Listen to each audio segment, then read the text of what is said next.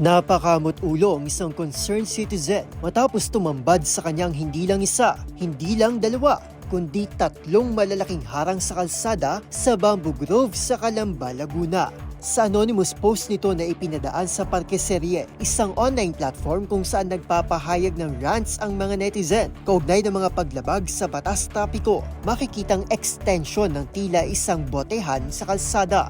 Halos sakupin na rin ang kalahati ng kalsada sa pagparada ng isang e-bike at isang motorsiklo sa tapat din mismo ng botehan. Ayon sa uploader, sa halip na maghanap buhay ay inatupag daw ng inirereklamo ang mang-abala sa daan.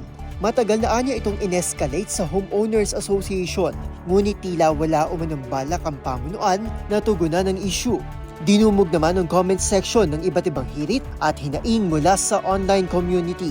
Patunay daw ito na hindi talaga nabibili ang class at common decency.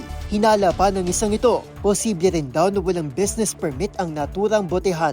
Kaya naman ang payo ng netizens, makabubuti kung idudulog na niya ito sa mga opisyal ng barangay upang agad na maaksyonan. May iba raw kasing miyembro ng Homeowners Association na feeling entitled umano kahit na sila naman ang nakakaperwisyo. Taong 2022 nang ihain sa Kamara ang panukala na magre-require sa mga motor vehicle owners na magkaroon ng sariling garahe o paradahan bago payagang bumili ng sasakyan. Pending pa rin ang panukala hanggang sa ngayon. Para sa DZRH TV, ito si Arnold Herrera. Una sa Pilipinas, una sa Pilipino.